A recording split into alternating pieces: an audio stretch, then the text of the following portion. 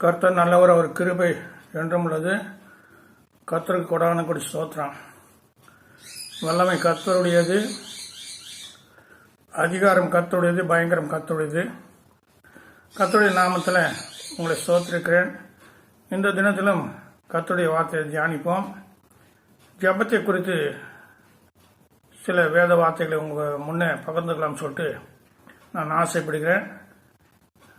கர்த்தர் நல்லவர். ஹல்லேலூயா. ஆண்டவர்கிட்ட வந்து மத்திய 6வது அதிகாரத்தில் 9வது வார்த்தை நாம் வாசிப்போம். மத்திய 6வது அதிகாரம் 9வது வார்த்தை. நீங்கள் ஜெபம் பண்ணிய விதமாவது சொல்லிட்டு முதலாவது ஆண்டவர் சொல்றார். ஆண்டவர்கிட்ட சீசருங்க போய் ஜெபிக்க எங்களுக்கு கற்றுத்தாருங்க சொல்றாங்க.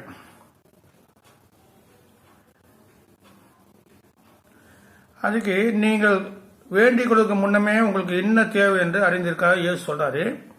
இந்த ஜெபத்தை குறித்து ஆண்டவர் சொல்லிக் கொடுக்குறாரு. என்ன சொல்லிக் கொடுக்குறாரு சொன்னாக்கா, நீங்கள் ஜெபம் பண்ண வேண்டிய விதமாவது, முதல்ல ஒரு ஜெபம் பண்றதுக்கு ஒரு விதம் இருக்கு சொல்றாரு ஆண்டவர் இயேசு கிறிஸ்து. அவர் அந்த ஜெபத்தை சொல்லிக் கொடுக்குறாரு. என்ன சொல்லி தராரு? நீங்கள் ஜெபம் பண்ண வேண்டிய விதமாவது, பரமண்டலத்தில் இருக்கின்ற எங்கள் பிதாவே, உம்முடைய நாமம் பரிசுத்தப்படுவதாக, உம்முடைய ராஜ்யம் வருவதாக, உம்முடைய சித்தம் பரமண்டலத்திலே செய்யப்படுவது போல பூமியிலும் செய்யப்படுவதாக, எங்களுக்கு வேண்டிய ஆகாரத்தை இன்று எங்களுக்கு தாரும், எங்கள் கடனாளிக்கு நாங்கள் மன்னிக்கிறது போல எங்கள் கடன்களை எங்களுக்கு மன்னியும், எங்களை சோதனைக்கு உட்படாமல் தீமை என்று எங்களை ரட்சித்துக் கொள்ளும், ராஜ்யமும் வல்லமையும் மகிமையும் என்றென்றும் உம்முடையவர்களே, ஆமேன் என்பது. ஹல்லேலூயா. ஆண்டவர் வந்து இயேசு கிறிஸ்து ஜெபம் பண்ண கற்றுக் கொடுத்தாரு. இந்த வார்த்தைக்கு நீங்க தெரியும், எல்லாமே தெரியும். மறுபடியும் நீங்க வாசித்து தியானித்துக் கொள்ளுங்க. நீங்க இந்த ஜெபத்தில் பிடித்தமான வார்த்தை ஒரு வார்த்தை இருக்கு.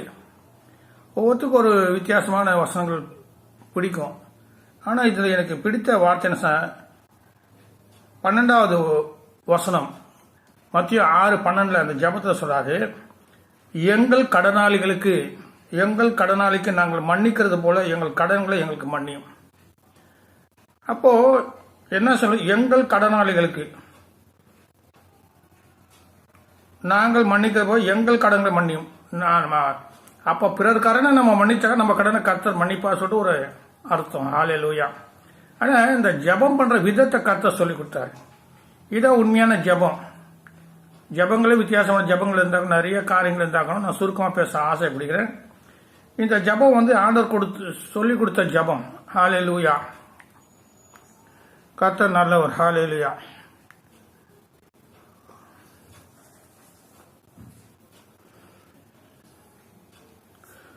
ரோமர் 8வது அதிகாரம் பார்ப்போம். ரோமர் 8வது அதிகாரம். ரோமர் 8வது அதிகாரத்தில் சில வார்த்தைகளை பார்ப்போம். ஹல்லேலூயா. கர்த்தர் நல்லவர். ரோமர் 8வது அதிகாரம். ரோமர் 8வது அதிகாரத்தில் இன்னொரு காரியம் சொல்லப்பட்டு பவுல் சொல்றாரு. அருமையான வார்த்தை படிப்போம். ரோமர் 8வது அதிகாரம் 26, 27வது வார்த்தை நான் படிக்கிறேன். அந்தபடியே ஆவியானவரும் நமது பலவீனங்களில் நமக்கு உதவி செய்கிறார். நாம் ஏற்றபடி வேண்டிக் கொள்ள வேண்டியது என்னதென்று அறியாமல் இருக்கிறபடியார் ஆவியானவர் தாமே வாக்கடங்காத பெருமூச்சோடு நமக்காக வேண்டுதல் செய்கிறார். ஹல்லேலூயா. எவ்வளவு நல்லது பாருங்க. நமக்காக பரிசுத்த ஆவியானவர் ஜெபம் பண்றாரு.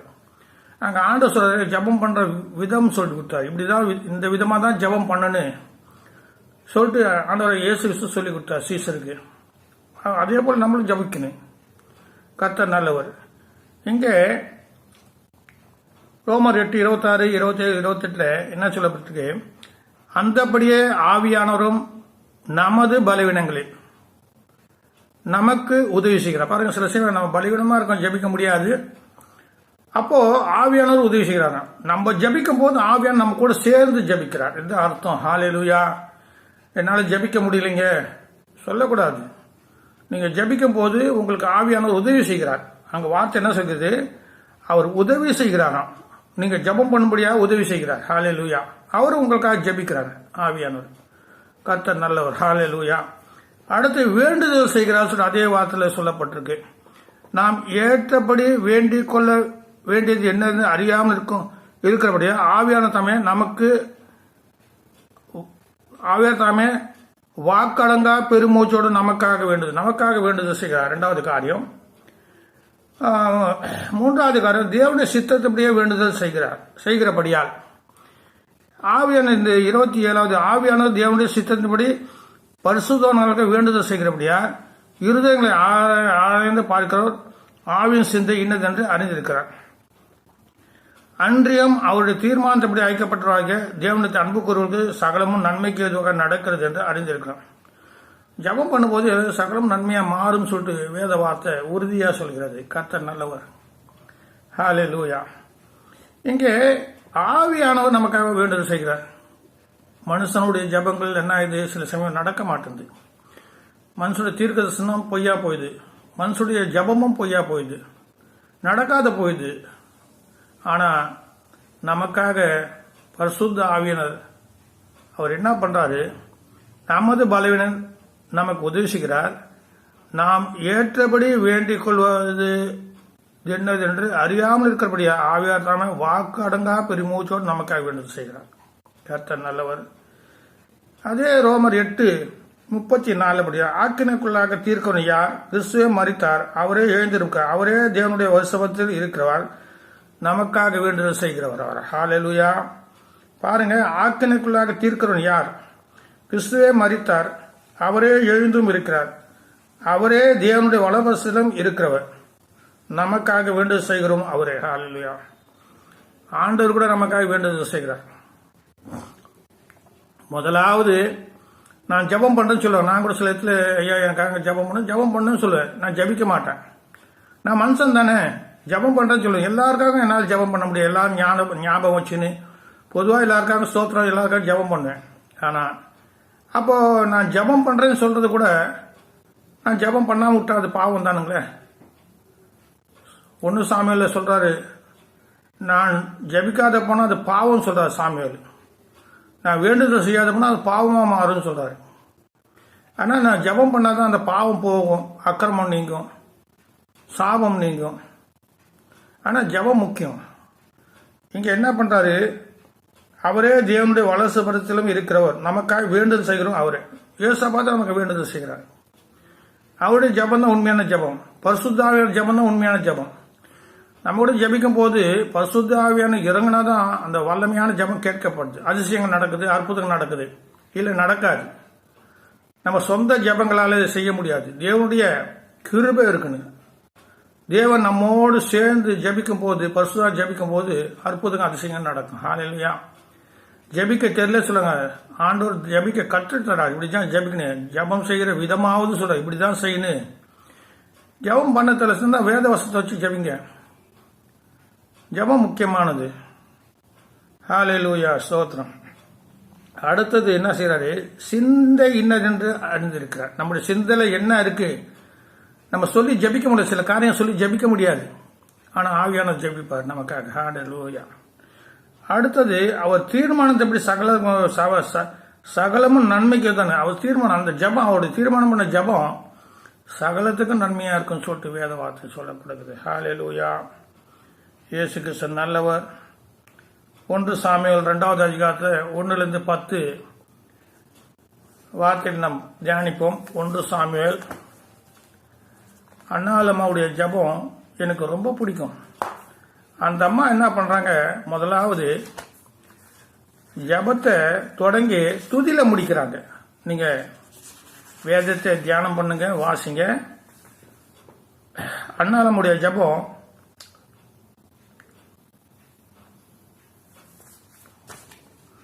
2 சாமுவேல் 1-10 வார்த்தை. அப்போது அன்னாள் ஜபம் பண்ணி, என் இதயம் கர்த்தருக்கு களி கூறது, என் கொம்பு கர்த்தருக்குள் உயர்ந்திருக்குது, என் பகஞ்சர் மேல் வாய் திறந்திருக்குது, உங்களுடைய ரட்சிப்பினால் சந்தோஷப்படுகிறேன். எப்படி ஜபம் பாருங்க. நம்ம கூட இவ்வளவு கோர்வையா ஜபம் பண்ண முடியாது. ஜபம் பண்றாங்க. ஆனா இது போல ஜபம் தான் தேவனுக்கு பிரியமா இருக்கும். அந்த மாதிரி ஜபம் பண்றாங்க பாருங்க, அவ்வளவு அழகா. அப்போது அண்ணால் ஜெபம் பண்ணி, என் இருதயம் கர்த்தருக்குள் களி கூறுகிறது, என் கொம்பு கர்த்தருக்கு உயர்ந்திருக்கிறது, என் பகைஞர் என் வாய் திறந்திருக்கிறது. உம்முடைய ரட்சிப்பினால் சந்தோஷப்படுகிறேன். கர்த்தரை போல பரிசுத்தமோ இல்லை, உம்மை இல்லாமல் வேறொரும் இல்லை, எங்கள் தெய்வனைப் போல ஒரு கண்மலையும் இல்லை. இனி மேட்டுமையான பேச்சை பேசாதுங்கள். ஜபத்தில் மேட்டுமையான பேசுறேன். அந்த அம்மாவை நான் ரொம்ப நேசிப்பேன். என் பேரு சாமியில் இருக்குதானே, அண்ணா நம்ம எங்கள் அம்மா பொண்ணு நினச்சிக்கோங்க. ஹல்லேலூயா. சொல்வது எளிது, அதை கிரகிக்கிறது கஷ்டம். அதுபோல் ஒரு தாயார் நமக்கு கிடைச்சிருந்தா எவ்வளோ சந்தோஷமா இருந்திருக்கும். ஜபிக்கிற தாயார். ஹல்லேலூயா. அந்த மூணாவது வார்த்தை, இனி மேட்டுமையான பேச்சை பேசாதுங்கள், அகந்தியான பேச்சு உங்கள் வாயிலிருந்து புறப்பட வேண்டாம். கர்த்தர் ஞானமுள்ள தேவன், அவர் செய்கள் யதார்த்தமானவையோ அல்லவோ, யதார்த்தமானவை அல்ல சொன்னாக்க நம்ம நினைக்காத பெரிய பெரிய காரியம் செய்வார். திடீர்னு கர்த்தர் காரியங்களை செய்வார் நமக்கு. ஹல்லேலூயா. 4 பலவான்கள் மேல் முறிந்தது, தள்ளாடியவர்களும் பலத்தினால் இடை கட்டப்பட்டார்கள். 5 திருப்தியாயிருந்தவர்கள் அப்பத்துக்காக கூலி வேலை செய்கிறார்கள். பசியார்ந்தவர்களும் இனி பசியாரார்கள். மல்லடியார்ந்த யோகி பெற்றால், அநேக பிள்ளைகள் பெற்றவளோ பலபட்சமானால். 6வது, கர்த்தர் கொள்ளுகிறவரும் உயிர் பெருக்கமாக இருக்கிறார். அவரே பாதாளத்தில் இரவும் அதிலிருந்து ஏறவும் பண்ணுகிறார். ஹல்லேலூயா. அடுத்த வார்த்தை பாருங்க. 7வது, கர்த்தர் தரித்திரம் அடைய செய்கிறவரும் ஐஸ்வர்யம் அடையப்படுகிறோமா இருக்கிறார். அவர் தாழ்த்துகிறவரும் உயர்த்துகிறோமாய் இருக்கிறார். ஹல்லேலூயா. 8வது, அவர் சிறுவனை புழுதிலிருந்து எடுத்து எளிவனை குப்பையிலிருந்து உயர்த்துகிறார். அவர்கள் பிரபுகளோடு உட்காரும் மகைமூல சிங்காசனம் சுதந்திரிக்கவும் பண்ணுகிறார். பூமியின் அஸ்திபாரங்கள் கர்த்தருடையவைகள், அவரே அவைகள் மேல் பூச்சக்கரத்தை வைத்தார். அவர் தமது பரிசுத்தவான்கள் பாதங்களை காப்பார். என்ன அழகான வார்த்தை பாருங்க. நம்முடைய பாதங்களை காக்கிறவர் கர்த்தர் சுட்டு. அந்த அம்மா சொல்ற சங்கீதம் 91 இருக்கு இல்லைங்களா, அது சொல்ற. அந்த அம்மா சொல்ற கர்த்தருடைய அவர் தமது பரிசுத்தவான்கள் பாதங்களை காப்பார். துர்மார்க்கு இருளே மௌனமாவார்கள். இருளே மௌனமாவார்கள். பலத்தினால் ஒருவனும் மேற்கொள்வதில்லை. ஜபிக்கிறவங்க எந்த பலனும் மேற்கொள்ளாதுங்க. ஜபிக்கிறவங்க பாருங்க, அவங்க என்னதான் பில்லி சுனி வச்சாலும், என்ன அந்த மாந்திரிகம் பண்ணாலும் அவங்களை ஒன்றும் செய்ய முடியாது. ஜபத்தின் வல்லமை அவங்களுக்கு பயங்கரமான வல்லமை. தேவன் அவங்களோடு இருக்காரு. ஆவியான ஜபம் பண்றாருல, அவங்களுக்குள்ள ஆவியான இருக்காரு இல்லைங்க, பசுத்த ஆவியானவர் என்ன பண்றாரு, அவர் ஜபம் பண்ணி எல்லாத்தையும் நிர்மூலமாக்குவார். ஹல்லேலூயா. மேற்கொள்வதில்லை. பாருங்க பலத்தினா ஒருவனும் மேற்கொள்வதில்லை. அதனால் 10வது, கர்த்தரோடு வயக்காடுகிறவர்கள் நொறுக்கப்படுவார்கள். வானத்திலிருந்து அவர்கள் மேல் முழங்குவார். கர்த்தர் பூமி கடையாந்தலை நியாயம் தீர்த்து தமது ஏற்படுத்தின ராஜுக்கு பலன் அளித்து தாம் அபிஷேகம் பண்ணி கொம்பை உயர்த்த பண்ணுவார் என்று துதித்தார். முதல்ல ஜபத்தை தொடங்கி 10வது வார்த்தையில துதிக்கிறாங்க அந்த அம்மா. அருமையான ஜபம். ஜபம் தெரியல சொல்றாங்க, இந்த வேத வார்த்தைகளை சொல்லி ஜபம் பண்ணுங்க. கர்த்தர் நல்லவர். ஹல்லேலூயா. நான் ரட்சிக்கப்படாதவனு கிறிஸ்துவ விட்டு போனா சில பேர் 91 சங்கத்தை அதிகமாக படிப்பான், டெய்லி இருந்தாலும் படிப்பாங்க ஒரு ஜபமா. நீங்க ஜபம் பண்ணுங்க. ஜபம் பண்ணும்போது கர்த்தர் என்ன பண்ணுவார், பெரிய காரியங்கள் செய்வார். ஆனால் இந்த அண்ணாவுடைய ஜபம் எனக்கு ரொம்ப பிடிக்கும். அடுத்த ஒரு சின்ன ஜபங்களை பார்த்து நம்ம கடந்து போகும். இயேசு 1 நாளாகமம் யாபேசுடைய ஜபத்தை பார்ப்போம். 1 கிரானிக்கல் 4வது அதிகாரம் 9-10.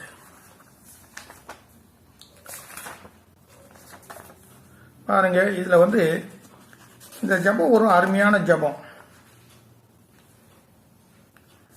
எனக்கு ஆச்சரியமா இருந்த இந்த ஜபம். அடிக்கடி நான் சில பேர் செய்தி கொடுக்கணும், இந்த ஜபத்தை குறித்து நான் தியானம் பண்ணுவேன். 1 கிரானிக்கல் 4 நாளாகமம் 4வது அதிகாரம் 1 நாளாகமம் 4வது அதிகாரம் 9-10. யாபேஸ் சகோதரை பார்க்கலும் கனம் பெற்றவனாய் இருந்தான். அவன் தாய் தன் துக்கத்தோடு அவனை பெற்று என்று சொல்லி அவனுக்கு யாபேஸ் என்று பெயரிட்டான். உங்கள் துக்கம் சந்தோஷமா மாறும் என்று யோவான் 16 சொல்லப்பட்டிருக்குது. அது இதுதான். சில பேர் சொல்றாங்க, ஐயா நீங்க சிரிக்கிறீங்க. நான் சிரிக்காம என்ன பண்ண முடியும்? கர்த்தருடைய மகிழ்ச்சியில சிரிக்கிறேன். கர்த்தர் என்னுடைய புலம்பல ஆனந்த கழிப்பாக மாற்றி இருக்கிறார். சிரிக்கிறது நல்லதுங்க. அது சில பேர் சொல்ற நீங்க அதிகமா சிரிக்குங்க. என்ன பண்றதுங்க? கர்த்தருடைய சந்தோஷம், கர்த்தருடைய மகிழ்ச்சி. நான் கர்த்தருக்குள்ள கழிக்குறேன். அந்த அம்மா சொன்னா போல. சரி, கர்த்தர் நல்லவர். அப்போ 4:1-4:10 யாபேஸ் இஸ்ரவேல் தேவனை நோக்கி, தேவரீர் என்னை ஆசீர்வதித்து, ஒன்று சொல்றாரு, தேவரீர் என்னை ஆசீர்வதித்து என் எல்லையை பெரிதாக்கி உமது கரம் என்னோடு தீங்கு என்னை துக்கப்படுத்தாததுக்கு என்னை விலக்கி காத்தலும் என்று வேண்டிக் கொண்டான். அவர் வேண்டிக் கொண்டது தேவன் அருளினார். இந்த யாபேஸை பத்தி வேற இடத்துல எங்க சொல்லப்படல வேதத்துல, ஒரே இடம் தான் இந்த யாபேஸ். கடைசியா ஐயா தினகரன் ஐயா இந்த யாபேஸுடைய ஜபத்தை தான் அப்போஸ்தலர் கிறிஸ்துவ சபையில பிரசங்கம் பண்ணதை நான் கேட்டேன். கடைசியா அவர் சாகத்துக்கு முன்ன இந்த புத்தாண்டுல இந்த செய்தியை கொடுத்த யாபேஸை பத்தி பேசினார். அப்போ யாபேஸ் இஸ்ரவேலின் தேவனை நோக்கி, தேவரீர் என்னை ஆசீர்வதித்து என் எல்லை பெரிதாக்கி, 1 ஆசீர்வாதம், 2 எல்லையை பெரிதாக்கு, 3 அவருடைய கரம், 4 தீங்கு துக்கப்படுத்தாபடி என்னை விலக்கி அருளும் என்று வேண்டிக் கொண்டான். வேண்டுதல் தேவன் அருளினார். நம்முடைய தேவன் வேண்டுதல் அருளை தான் நம்ம ஜபிக்கிறோம். நம்ம ஆசீர்வாதம் பெற்றுக்கொள்ள தான் சபைக்கு போறோம். ஆசீர்வாதம் போக தான், ஆசீர்வாதங்களுக்காக தான் உபவாச ஜபம் பண்றோம். ஆசீர்வாதத்துக்காக தேவன் நோக்கி ஜபம் பண்றோம். கிடைக்கும் சொல்லிட்டு தான் ஒரு நம்பிக்கையோட தேவனத்தை கண்டிப்பாக தேவன் செய்வார். உங்க நம்பிக்கை வீண் போகாது. நிச்சயமா அதுக்கு முடிவு உண்டு சொல்லிட்டு நீதிமொழியில் 18:23 சொல்லப்பட்டது. உன் நம்பிக்கை வீண் போகாது, அது நிச்சயமா நிறைவேறும். நிச்சயமாக ஒரு நம்பிக்கை உண்டு, வீண் போகாது. உன் நம்பிக்கை வீண் போகாது. ஹல்லேலூயா. இந்த யாபேசுடைய ஜபத்தை நீங்க ஜபிக்கலாம். யாபேசை நினைச்சு ஆண்டவர் துதிக்கலாம், அண்ணால நினைச்சு துதிக்கலாம். அது ஜபம். அடுத்த ஜபம் பார்க்கலாம். அடுத்த நமக்கு யார் நல்ல ஜபம் சொன்னாக்கா, ஏசாயா 58வது அதிகாரத்தில் ஆண்டவராகிய இயேசு கிறிஸ்து சொல்றாரு. ஏசாயா இந்த ஜபமும் உபவாச ஜபம் எப்படி இருக்குன்னு சொல்லிட்டு சொல்றாரு. ஹல்லேலூயா. ஏசாயா 58வது அதிகாரத்தில் கர்த்தர் அருமையான வார்த்தை சொல்லியிருக்கிறார். ஏசாயா 58வது அதிகாரத்தில் 6வது வார்த்தை, அக்கிரமத்தின் கட்டுகளை அவிக்கிறதுக்கும் நுகத்தடியின் பிணையல்களை நெய்கிறதற்கும் நெருக்கப்படுவர்களை விடுதலையாக்குறதுக்கும் சகல நுகத்தடியும் உடைக்கிறதும் போடுகிறதுக்கும் பசி உள்ளவனுக்கு உன் ஆகாரத்தை பகிர்ந்து கொடுக்கிறதும் துரத்தொண்ட சிறுமியானவர்களை வீட்டிலே சேர்த்துக் கொள்வதும் வஸ்திரமுள்ளவனை கண்டா அவனுக்கு வஸ்திரம் கொடுக்கிறதும் உன் மாமிசமானவனுக்கு உன்னை ஒழிக்காமல் இருக்கிறது அல்லவோ எனக்கு உகந்த உபவாசம். உபவாசம் சொல்ற ஆத்மாவில் பலன் அடைகிறது. ஜபம் சொல்றது வெளிப்படையா சரீரத்துல பலன். ஜபம் பண்ணா சரீரத்துல பலன் கொடுக்கும். உபவாச ஜபம் பண்ணும் போது ஆத்மாவில் பலம். அதான் நீதிமொழி 19:2 உன் ஆத்மா அறிவில்லாமல் இருப்பது நல்லதல்ல. ஆத்மால ஒரு அறிவு இருக்கு. அந்த ஆத்மா அறிவு என்ன சொன்னாக்கா உபவாசம். உபவாசம் பண்ணும்போது ஆத்மால பலன் வருது. ஹல்லேலூயா. அதன் மூலம் அநேக காரியங்கள் நமக்கு ஜெயம் உண்டாகும். கர்த்தர் நல்லவர். இங்க என்ன சொல்றது, பசி உள்ளவனுக்கு ஆகாரத்தை பகிர்ந்து கொடுக்கறதும். மத்தியில சொல்றாரு அவரு, நான் பசியா இருந்தேன், எனக்கு ஆகாரம் கொடுத்தீங்களா? நான் வஸ்திரம் இல்லாம இருந்தேன், தங்க இடம் இல்லாம இருந்தேன், நான் வியாதி இருந்தேன், பாத்தீங்களா? இதுதான் அங்க சொல்றாரு. பசி உள்ளவனுக்கு ஆகாரத்தை பகிர்ந்து கொடுக்கறதும், துரத்தொண்ட சிறுமியான வீட்டில் சேர்த்துக் கொள்வதும், வஸ்திரமில்லாத கண்ட அவனுக்கு வஸ்திரத்தை கொடுக்கறதும், உன் மாமிசமானவனுக்கு உன்னை ஒழிக்காமல் இருக்கிறதும் அல்லவோ எனக்கு உகந்தது. இன்னைக்கு ரொம்ப ஒழிக்கிறாங்க, பணத்தை ஒழிக்கிறாங்க.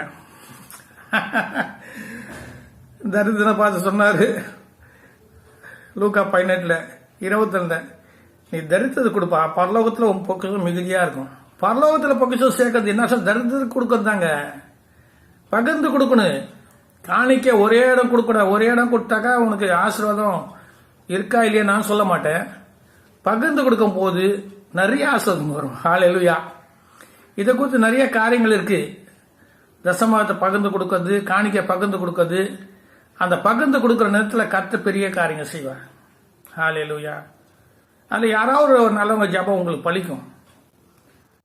யோவேல் 2:24 உங்களை அதிசயமா நடத்த தேவன் உண்டு புசித்து துதிக்க கடவுள் சொல்றாரு. யோவேல் 2வது 24 உங்களை அதிசயமா நடத்தின கர்த்தரை உண்டு புசித்து துதிக்க. அப்ப உண்டு புசிக்க துதிக்க பலன் வேணும் இல்ல? ஜபம் பண்ண பலன் இல்லை. ஏழை கூட, ஏழைக்கு இருக்கிறவங்க கர்த்தர் கடன் கொடுக்கறது. ஏழைக்கு எங்க கொடுக்குறாங்க சொல்லுங்க? மன்னிக்கணும். இப்ப நான் கூட இருக்கேன், என்ன பெரிய பாஸ்டருக்கு நிறைய வசதி இருக்கு, என்ன கூப்பிட்டா கொடுக்குறாங்க? கொடுக்கணுங்க, ஏழைக்கு கொடுக்கணும், ஏழை ஊழியக்காரன் கொடுக்கணும். பெரிய வளர்ந்த மரம் வளரக்கூடிய மரத்துக்கு என்ன பண்ணுக்கும்? கொஞ்சம் வெளிச்சம் கொடுக்கணும். வெளிச்சம் அந்த மரம் செத்துரும். கர்த்தர் நல்லவர். ஹல்லேலூயா. அப்போ இந்த சொல்லுது, பசி உள்ளவனுக்கு ஒன்று, சிறுமைப்பட்டவனுக்கு, வசம் இல்லாதவனுக்கு தங்க இடம் இல்லாத தங்க இடம் கொடுக்கணும். ரொம்ப கஷ்டம்தான். அது செய்யறது அதான் உகந்த உபவாசம், உகந்த ஜபம். ஹல்லேலூயா. கர்த்தர் நல்லவர். மார்க்கு 11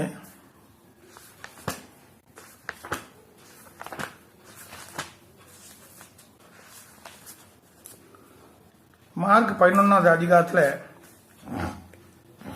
24வது வார்த்தை வாசிக்கிறேன். Mark 24, mark 11:24. அதான் நீங்கள் ஜபம் பண்ணும்போது எவைகளை கேட்பீர்களோ அவைகளை பெற்றுக்கொள்வோம் என்று விசுவாசங்கள், அப்போது அவைகள் உங்களுக்கு உண்டாகும் என்று சொல்கிறேன். அதில் மேலே சந்தேகப்படாமல் பாருங்க. எவனாலும் இந்த மலையை பார்த்து நீ பெயர்ந்து சமுத்திரத்தை தள்ளுண்டு போ என்று சொல்லி தான் சொன்னபடியே நடக்கும் என்று தன் இருதயத்தை சந்தேகப்படாமல், சந்தேகம் வரும், ஜபத்தில் சந்தேகம் வரும். அதை குறித்து நான் இன்னொரு பேசுவேன். சாத்தான் திசை திருப்புகிறோன்னு சொல்லிட்டு ஒரு காரியம் இருக்கு. சந்தேகம் வர்றது யாரால வருதுன்னா சாத்தானால் தான் வருது. அப்போ ஜபம் பண்ணும்போது சந்தேகம் வந்துடும், இது நடக்காது, இது நடக்கும் சொல்லிட்டு அப்படி சந்தேகம் வரும். அந்த சந்தேகத்தை என்ன பண்ண, இயேசு நாமத்தை கட்டி ஒதுக்கி மறுபடியும் ஜபம் பண்ண. ஹல்லேலூயா. அவர் சொன்னார், இதே சந்தேகப்பட விசுவாசார், அவர் சொன்னபடி ஆக வேண்டிய மெய்யாக உங்களுக்கு சொல்கிறேன். அதான் நீங்கள் ஜபம் பண்ணும்போது எவைகளை கேட்பீர்களோ அவைகள் பெற்றுக்கொள்வோம் என்று விசுவாசிங்க, அப்போது அவைகள் உங்களுக்கு உண்டாயிருக்கும் சொல்கிறேன்னு சொல்றார் கர்த்தர். ஹல்லேலூயா. கர்த்தர் நல்லவர். கர்த்தர் நல்லவர். ஹல்லேலூயா.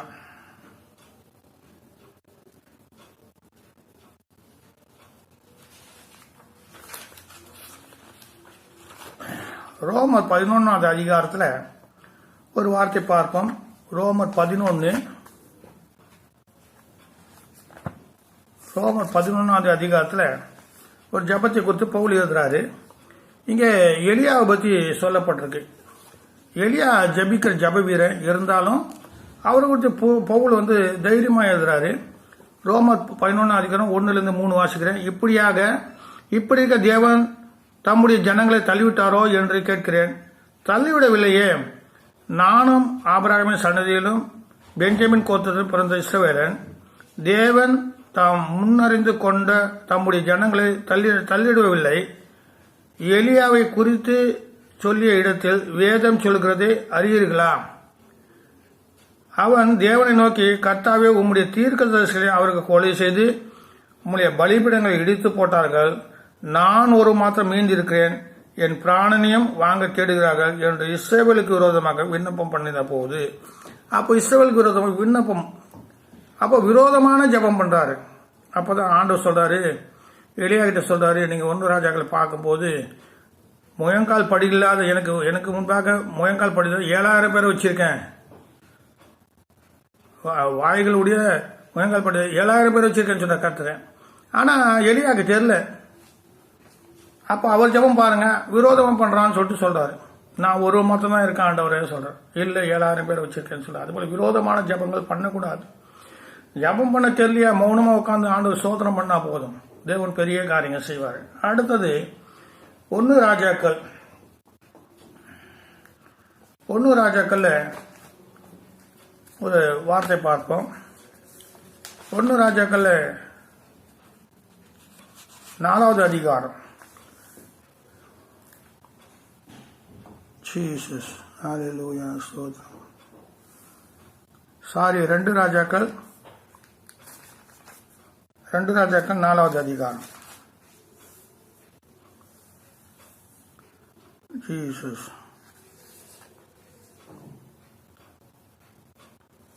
ஹல்லேலூயா, ஸ்தோத்திரம். 4:31. கர்த்தர் நல்லவர். ஹல்லேலூயா. இந்த அதிகாரத்தை 2 ராஜாக்கள் 4வது 31வது வார்த்தை வச்சேன். கேயாசி அவருக்கு முன்னே போய் அந்த தடியை பிள்ளையின் முகத்தின் மேல் வைத்தான். ஆனாலும் சப்தம் இல்லை, உணர்ச்சியும் இல்லை. ஆகையால் அவன் திரும்பி அவனுக்கு எதிர்கொண்டு வந்து பிள்ளை விழுக்கவில்லை என்று அவனுக்கு அறிவித்தான். இங்கே அந்த சூனாமியால் என்ன பண்றாங்க, எலிசா வந்து சொல்றாரு, உங்களுக்கு குழந்தை பிறக்கும்னு சொல்றாரு. அதே போல குழந்தை பிறகுது. அந்த குழந்தை திடீர்னு செத்து போயிட்டான். அந்த அம்மா யார்கிட்டையும் சொல்ல கைது மேலே சேனை வச்சு எலிசா கிட்ட வராங்க. எலிசா கேட்குற, என்ன ஐயா நான் பிள்ளை கேட்டேனா, இது போல செத்து போட்டானா சொல்லிட்டேன். அப்ப என்ன பண்றாரு எலிசா, கேஆர்சியை கூப்பிட்டு தடியை கொடுக்குறாரு. இந்த தடியை கொண்டு போய் பிள்ளை மேல வை சொல்றாரு. இதுல என்ன பண்ண, ஜபிக்காதவன் ஜபம் பலிக்காது. முதல்ல நம்ம ஜபிக்கணும், அப்பதான் அடுத்தவங்க ஜபிக்க முடியும். நம்ம ஜபிக்காம அடுத்தவங்க ஜபிச்சாக்கா அது பலனே கிடைக்காது. ஹல்லேலூயா. இது ஒரு ரகசியம். இங்க என்ன பண்றாரு, அந்த கேஆர்சி என்ன பண்ற, ரொம்ப சந்தோஷமா வரும். வந்து என்ன பண்றாரு, தடி அந்த பிள்ளை மேல, செத்து போன பிள்ளை மேல உயிர் வரல. அதுபோல சில ஜபம் பண்ண உயிரும் வராது, வல்லமே வராது, ஆசீர்வாதம் வராது, நன்மையும் வராது. ஜபிக்கிறவங்க முதல்ல தாங்கள் ஜபிக்கணும், மற்றவங்க ஜபிக்கிறவங்க தங்களுக்காக முதல்ல ஜபிக்கணும். ஜபிக்காத ஜபம் ஜபிக்க பலன் கிடைக்காது. ஆனா கேஆர்சி போல ஒரு ஜபம் பண்ணக்கூடாது. கேஆர்சிக்கு ஜபம் இல்லை, அவன் வந்து தடி வைக்கிறான். அவங்க ஜபிக்கிறவனாக்கா அந்த உயிர் வந்திருக்கு இல்லையா. அதுக்கு போல எலிசா வந்து அந்த பிள்ளைக்கு உயிர் கொடுக்குறாரு. நான் கூட அநேக வருஷங்கள் முன்ன ஜபிக்கவே மாட்டேன், ஜபம் பண்ண தெரியாது, பைபிள் எடுத்து சுத்துவேன், காரியமே நடக்காது. சுத்தி சுத்தி சுத்தி வீட்டில் வந்து ரொம்ப டயர்டா உட்காந்து என்ன பண்றது தெரியல. ஒவ்வொரு நாளும் ஒவ்வொரு பிரச்சனை இருந்தாலும் என்ன பண்றது தெரியல. ஜபம் பண்ணன்னு தெரியாது. நிறைய இடம் போவேன், ஆனா ஒரு நன்மையும் கிடைக்காது, ஒரு ஆசீர்வாதம் கிடைக்காது. அதுக்கப்புறம் நான் ஜபிக்க ஆரம்பிச்சேன். ஜபம் பண்ண பண்ண பண்ண பண்ண கர்த்தர் என்னோட இருந்து பெரிய காரியங்கள் செய்ய ஆரம்பிச்சேன். அதுக்கு முன்ன வந்து அதுக்கு பின்னாடி தான் என்னோட ஊழியம் கட்டப்பட்டது. எனக்கு நிறைய பேர் கூப்பிட்டு ஜபம் பண்ணிக்கினாங்க. அநேக அற்புதம் செய்திருக்காரு கர்த்தர். மருத்துவங்களும் உயிரோடு எழுப்பியிருக்காரு, அதிசயங்கள் செய்திருக்காரு. இன்னைக்கு நான் வந்து போன வாரம் கூட காட்டுக்குள்ள போய் ஜபம் பண்ணிட்டு வந்தேன், ஒண்டியா போயிட்டு வந்தேன். கர்த்தர் நல்லவர். ஏன்னா மரணம் ஜீவம் அவர் கருத்துல நான் பயப்படுறது இல்லை. மரணம் ஜீவம் கருத்துல அவர் தான் பயங்கரமான தேவன், பயங்கரமான தேவன். அதனால இந்த கேஆர்சி ஜபம் போல பண்ணக்கூடாது. சில பேர் கேஆர்சி ஜபம் பண்றாங்க, அவங்க வேதம் வாசிக்க மாட்டாங்க, ஒன்றும் செய்ய மாட்டாங்க, ஆனா ஜபம் மட்டும் தான் பண்ணுவாங்க, நமக்கு மேலே முந்திக்குவாங்க. அப்படி ஜபிக்கிறவங்களுக்கு அந்த காரியம் வாய்க்காது. ஜபிக்கிறோம் ஜபிச்சாதான் காரியம் வாய்க்கும். நம்ம ஜபிக்காமல் அத்தனை ஜபிச்சா என்ன பிரயோஜனம் சொல்லுங்க. வைத்தியனை முதலாவது உன்னை குணமாக்கி தான் வசம் சொல்லும். உன்னை குணமாக்கி முதலாவது உன்னை குணமாக்க. நீ முதலாவது நீ ஜபம் பண்ண கத்துக்கோ. அடுத்தவங்க ஜபம் பண்றது முன்னாடி நீ ஜபம் பண்ணு. கர்த்தர் நல்லவர். ஹல்லேலூயா. அடுத்தது யாக்கோப்பு 4வது அதிகாரம். யாக்கோப்பு 4வது அதிகாரத்துல ஒரு 2 வார்த்தை சொல்லி நான் முடிக்க ஆசைப்படுகிறேன். ஸ்தோத்திரம். யாக்கோப்பு 4வது அதிகாரம். யாக்கோப்பு 4வது 1-4 வார்த்தை வாசனம் படிக்கிறேன் கேளுங்க. உங்களுக்குள்ள யுத்தங்களும் சண்டைகளும் எதனால வருகிறது, உங்களுக்குள்ள யுத்தங்களும் சண்டைகளும் எதனால வருகிறது சொல்லி கேள்வி கேட்கிறாரு. உங்கள் அவயங்களில் போர் செய்கிற இச்சைகளினால் அல்லவா. உங்க அவயங்களில் போர் செய்கிற இச்சை இருக்கு சொல்றாரு. இந்த இச்சையை சொல்றத மற்ற கெடுக்கிறது தாங்க. தண்ணியும் கெடுக்கும், மற்றவங்களுக்கு கெடுக்கும். அதான் பழமொழி சொல்லுவாங்க, வெக்கப்போ ஒரு நாய் சொல்லுவாங்க. வெக்கப்போ ஒரு நாய் சொன்னாக்கா அந்த நாயும் அந்த வெக்கையை சாப்பிடாது, மாடியும் அந்த வெக்கையை சாப்பிட கூடாது. சில பேர் அப்படிதான் இருக்காங்க, சுயநலமா இருக்கக்கூடாது. ஹல்லேலூயா. கர்த்தர் நல்லவர். 2வது, நீங்கள் இச்சித்து உங்களுக்கு கிடைக்கவில்லை, நீங்கள் கொலை செய்தும் பொறாமை உள்ளவர்களாக இருந்தும் அடியாமல் போகிறீர்கள். நீங்கள் சண்டையும் யுத்தம் பண்ணியும் நீங்கள் விண்ணப்பம் பண்ணிக்கிறதுனாலே உங்களுக்கு சித்திக்கிறது இல்லை.